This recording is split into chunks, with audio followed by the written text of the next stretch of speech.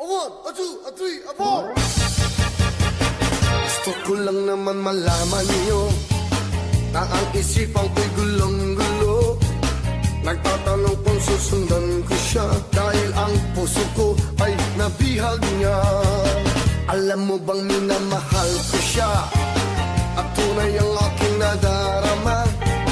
Kahit ako'y nagmumukhang tanga ay ayos lang basta't kasama siya. Kahit sabihin pa ng iba, nababaliw na akong talaga.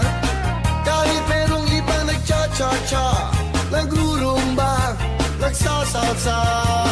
Pwedeng sabihin nyo to sa kanya, ang puso ko'y nahihirapan na. Ano pa ba ang pwede kong gawin na uubra upang maakit siya? Palagay kaya ako ng tako